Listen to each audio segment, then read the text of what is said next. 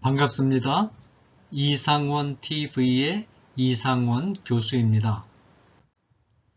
목회자와 성도의 고민 제4부 성도와 목회자의 경제생활 첫 번째 주제인 11조에 대해서 함께 생각해 보겠습니다. 다음과 같은 질문이 제기되었습니다. 경제적으로 어려운 성도가 있습니다. 교회에서는 11조를 우선순위로 떼어 놓으라고 하지만 도저히 그럴 형편이 안 되는 분입니다. 가끔은 순종하겠다며 빚을 내 11조를 하기도 합니다. 순종의 마음과 의무감, 그리고 현실적인 여건 사이에서 갈등하는 성도에게 어떤 말로 권면하면 좋을까요? 질문에 대한 저의 답변입니다. 위 상황에서 고민하는 성도의 문제는 세 가지로 요약할 수 있습니다. 첫째, 경제적 형편이 어려워서 일상생활이 힘겨운 상황에도 반드시 11조에 해당하는 금액을 떼어내어 헌금으로 드려야 하는가? 둘째, 11조는 돈이 없을 경우에 빚을 내면서까지 준수해야 할 헌금 원리인가? 셋째, 11조의 명령은 의무감을 갖고 시행해야 할 명령인가? 이 질문들은 11조에 대한 성경의 가르침을 올바르고 충분하게 이해하지 못했기 때문에 나오는 것들입니다. 신약과 구약에 제시된 11조와 헌금에 대한 가르침을 바르게 이해하면 이런 문제들은 자연스럽게 해소될 수 있습니다.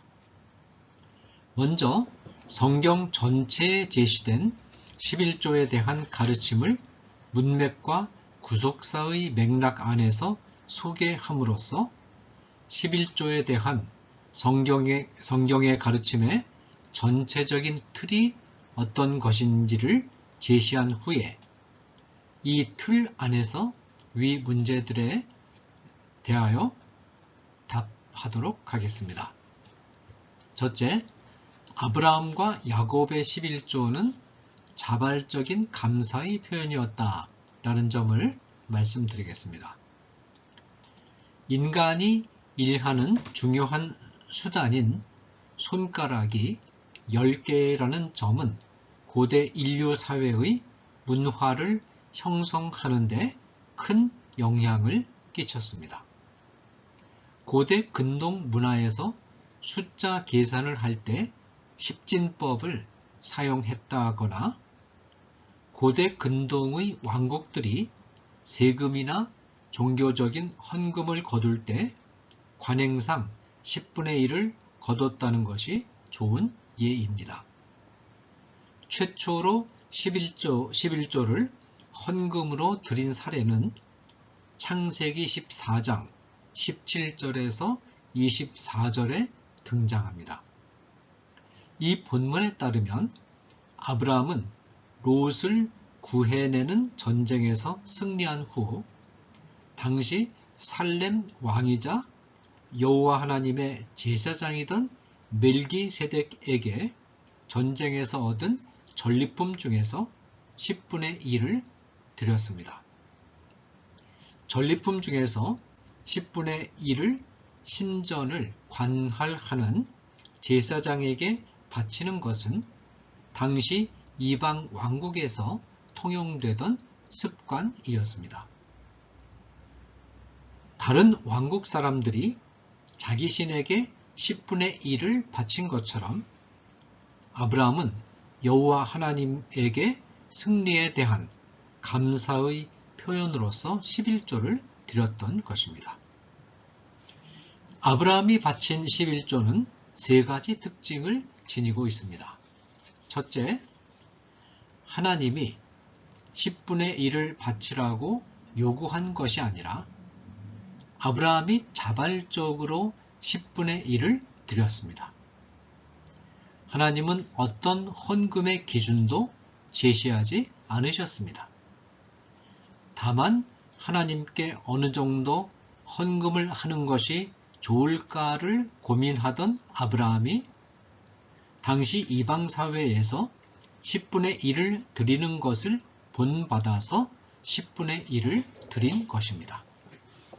둘째, 아브라함은 미래의 축복을 받아내려는 목적으로 드린 것이 아니라 이미 받은 축복에 대한 감사의 표현으로 드렸습니다. 셋째, 아브라함은 전 재산의 10분의 1을 드린 것이 아니라 전리품의 10분의 1을 드렸습니다.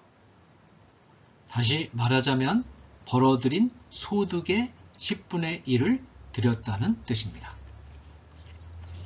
두 번째 11조에 대한 기록은 창세기 28장 10절에서 22절에 나옵니다.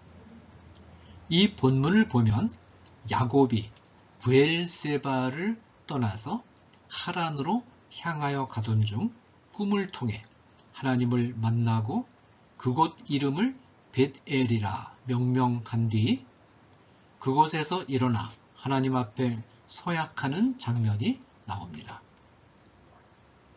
야곱은 하나님이 하란 생활을 끝내고 무사히 고향 집으로 돌아올 수 있도록 인도해 주시면 감사의 표현으로서 하나님이 주신 모든 것에서 10분의 1을 드리겠다고 서약합니다. 야곱의 11조 서약은 두 가지 특징을 보여줍니다. 첫째, 이때도 하나님은 야곱에게 11조를 바치라는 요구를 하지 않으셨습니다. 11조를 바치겠다는 서약은 철저하게 야곱이 자발적으로 행한 것이었습니다. 둘째, 그러나 야곱이 11조를 바치기로 서약한 뒤에는 상황이 달라집니다. 야곱이 서약을 한 이후에는 11조를 바치는 것은 마땅히 해야 할 의무가 되었습니다. 아마도 이때부터 야곱의 후손들에게는 야곱이 서약한 대로 11조를 바치는 의무가 전통이 되어 내려온 것 같습니다. 하나님 앞에서 한 서약은 반드시 지켜야 하기 때문입니다. 자, 그 다음에 두 번째로 모세 시대부터 11조가 의무화됐다라는 말씀을 드리겠습니다. 세 번째로 11조에 관한 규정이 등장하는 곳은 레위기 27장 30절에서 33절입니다. 이 본문에서는 11조에 관한 규정이 서약을 다루는 내용 가운데 포함되어 있습니다. 이는 야곱의 11조 서약이 모세 시대까지 전통으로 유지되어 왔음을 뜻합니다. 하나님은 이 본문에서 11조 서약을 공식으로 승인하고 모든 이스라엘 백성들이 지켜야 할 의무로 선언하십니다. 이때부터 이스라엘 백성들은 의무적으로 11조를 하나님께 드려야 했습니다. 아브라함과 야곱에 의해서 자발적으로 시작된 11조가 모세에 의해서 의무로 전환되었습니다. 이 본문의 11조 규정에서 두 가지 특징에 주목할 필요가 있습니다. 첫째, 하나님은 11조를 하나님의 성물이라고 선언하셨는데 레위기 27장 30절이죠. 이 말은 10분의 1은 하나님의 것이고 나머지는 사람의 것이라는 뜻이 아닙니다. 고대 근동의 제사의식이나 이스라엘의 제사의식에서 10분의 1은 전체를 대표하는 것으로서 10분의 1이 하나님의 것이라는 말은 전체가 다 하나님의 것임을 뜻합니다. 10분의 1을 헌물로 바치는 행위는 모든 것이 하나님의 것임을 고백하고 기억한다는 의미입니다. 이것이 바로 헌금의 정신입니다. 헌금을 드릴 때 우리는 우리가 가진 모든 것은 하나님의 것이요, 따라서 하나님의 뜻에 따라서 사용할 책임이 있음을 고백하게 됩니다. 둘째, 본문 32절에 보면 모든 소나 양의 11조는 목자의 지팡이 아래로 통과하는 것의 10번째의 것마다 여호와의 성물이 되리라 라고 되어 있습니다. 이 말은 목자의 지팡이 아래로 소나 양을 지나게 하여 10번째 되는 소나 양을 11조로 바치라는 말이므로 소나 양의 수가 10이 되지 않는 경우에는 11조를 드려야 하는 의무로부터 면제된다는 뜻입니다. 즉, 소유한 산물이 너무 작은 가난한 자들은 11조를 드리지 않아도 되었습니다. 네 번째로 11조에 관한 규정이 등장하는 것은 민수기 18장 20절에서 32절입니다.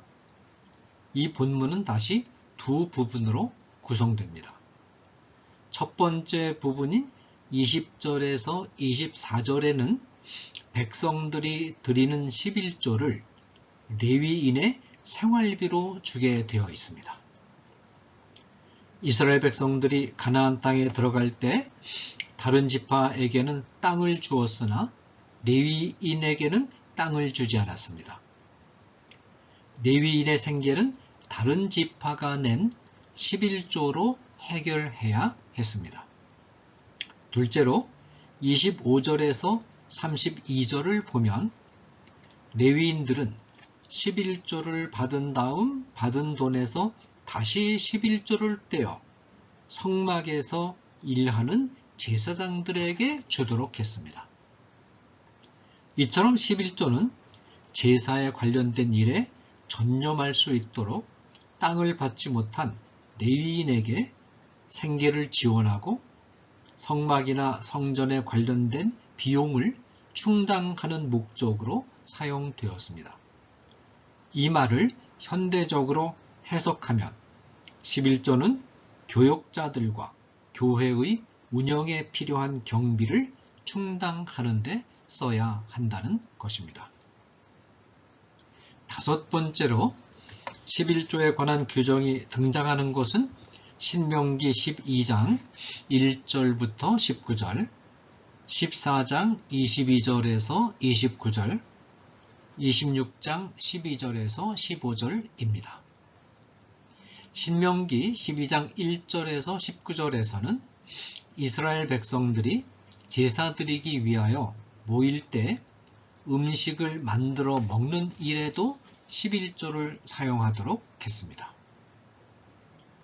특히 신명기 14장 22절에서 29절까지에서는 3년차에 드리는 11조는 전액을 공동체 안에 있는 가난한 사람을 위하여 사용하도록 특별히 규정했습니다.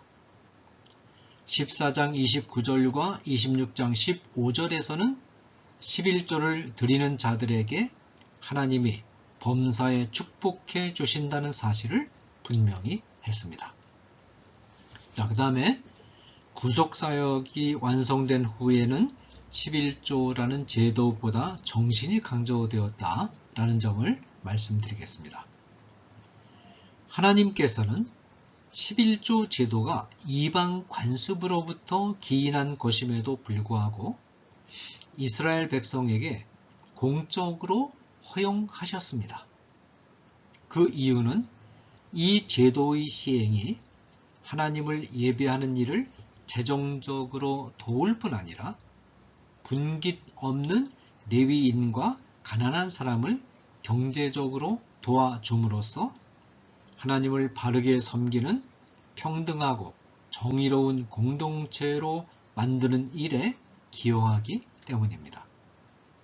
따라서 11조는 하나님을 향한 사랑과 이웃을 향한 긍휼, 그리고 평등을 추구하는 정의의 마음을 제도적으로 표현한 것이며 인간의 모든 소유가 하나님의 것임을 고백하는 것입니다. 그러면 11조는 신약시대에도 그대로 유지되는 것일까요?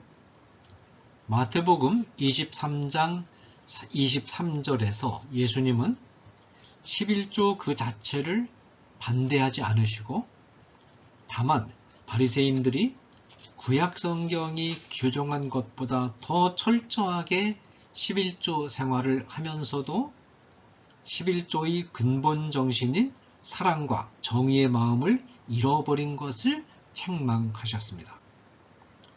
예수님이 십자가 위에서 구속사역을 성취하시기 전까지를 옛 언약의 시대라고 하는데, 옛 언약의 시대에는 11조 제도가 그대로 유지되었습니다. 아직 성전 제사가 진행되고 있었고 이 제사를 위하여 레위인이 일을 하고 있었기 때문입니다.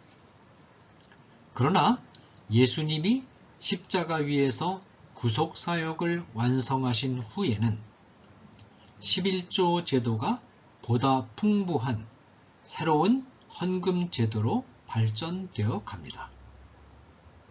11조 제도는 모세의 율법 가운데 의식법에 속해 있는데, 의식법은 예수 그리스도의 구속사역이 완성된 이후에는 문자 그대로 지킬 필요는 없는 법입니다. 바울은 10분의 1을 바치는 형식에 매이지 않고 11조 제도에 담긴 정신을 살려내는 데 집중했습니다.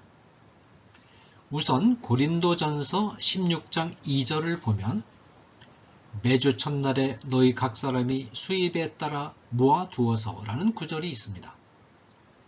이 구절은 우선 매주일 첫날 곧 주일에 정기적으로 헌금을 하도록 명령하고 있습니다. 또 수입에 따라 모아두라는 말은 들어오는 수입에 비례해서 일정한 분량을 떼어 놓으라는 뜻입니다. 그러면 일정한 분량은 어느 정도일까요? 물론 본문에는 뚜렷한 언급이 없지만 바울은 11조를 염두에 두었음이 분명합니다. 그러나 바울은 10분의 1을 규정하지 않았습니다. 마지막으로 고린도후서 8장 2절에서 바울은 극심한 가난 속에 있는 성도들도 풍성한 연보를 넘치도록 했다는 점을 강조합니다. 바울은 가난하다고 해서 헌금을 하지 않아도 좋다는 말을 하지 않았습니다. 바울은 극심한 가난 속에 있는 성도들도 넉넉한 마음으로 헌금을 할 것을 강조했습니다. 바울은 힘에 지나칠 정도의 헌금도 자원하는 마음으로 할 것을 권고하고 있으며 고린도후서 8장 3절에서 어떤 정해진 규칙에 따라서가 아니라 마음에 정한 대로 인색하지 않고 즐겨내는 태도로 헌금을 하라고 권고합니다. 이 같은 바울의 권고를 잘 들어보면 바울은 11조를 신약시대에 신자들이 헌금의 최대치가 아니라 최소치라는 생각을 마음속에 갖고 있지 않았나 하는 추정을 가능하게 합니다.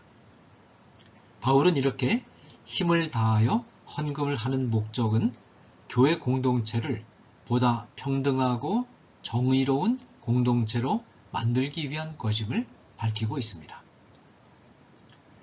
이런 마음가짐으로 헌금을 하는 자들에 대해서는 하나님이 모든 은혜를 넘치게 하시고 풍성함으로 채워주실 것이며 그의 의가 영원토록 있을 것이라고 약속하셨습니다. 자, 그 다음에 마지막으로 11조는 소득에 대해서만 적용되어야 한다라는 점을 말씀드리겠습니다.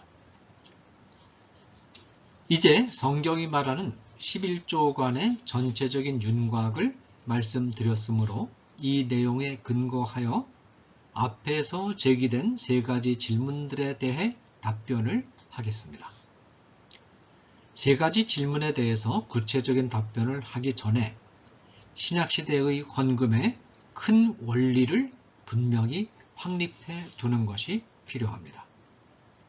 신약시대에는 모세시대처럼 11조가 강제적인 의무 조항은 아닙니다. 그러나 헌금 생활에서 총소득의 어느 정도를 드리는 것이 타당한가 하는 문제에 봉착하게 될 때는 10분의 1을 떼는 방식이 가장 적절하다고 생각합니다. 첫 번째 질문은 경제적 형편이 어려워서 생계를 꾸려가기에 급급한 상황에도 11조를 떼어서 헌금으로 드려야 하는가? 입니다. 이 질문에 대해서 저는 두 가지 관점에서 답변하겠습니다. 첫째, 레위기의 11조 규정에서 소나 양의 11조를 드릴 때 9마리까지는 11조를 하지 않아도 되는 규정을 고려할 때 생계가 위기에 봉착할 만큼 어려운 경우는 11조를 떼지 않아도 무방하다고 생각합니다. 둘째, 그러나 우리는 초대교회 성도들이 극심한 가난 가운데서도 사실상 11조를 능가하는 넉넉한 헌금을 했다는 사실을 상기시키는 바울의 의도가 무엇인지 읽어낼 필요가 있습니다. 가난한 중에도 넉넉하게 헌금을 하면 살아계신 하나님이 어떤 방법으로든 축복하시고 넉넉하게 채워주신다는 믿음을 갖고 적극적으로 헌금 생활에 임하라는 도전을 가난한 성도들에게 하고 싶습니다. 사렙다의 과부는 자기와 아들이 한 끼 먹을 것밖에 남지 않은 극한 상황 속에서도 그 한 끼 남은 음식을 헌금으로 드리지 않았습니까? 그러자 하나님께서 기적적으로 축복해 주시지 않았습니까? 헌금하는 것을 계속해서 성도들에게 강조해야 하는 이유는 마음을 다해 헌금을 할 때 하나님께서 기적적으로 도우시는 은혜가 찾아오기 때문입니다. 하나님이 기적적으로 도우신 은혜의 통로가 넉넉한 마음으로 헌금을 하는 것이기 때문에 헌금하는 것을 약화시키면 성도들이 하나님으로부터 기적적으로 은혜를 받는 길을 가로막는 일이 되기 때문에 교회에서 헌금은 계속 강조되어야 하는 것입니다. 두 번째 질문은 돈이 없을 경우에 빚을 내면서까지 11조를 드려야 하는가 하는 문제입니다. 이 질문에 대해서는 절대로 그럴 필요가 없다고 답변할 수 있습니다. 11조는 벌어들인 소득에 대해서만 부과되는 것이지 벌어들이지 못한 부분에까지 부과되는 것은 아니기 때문입니다.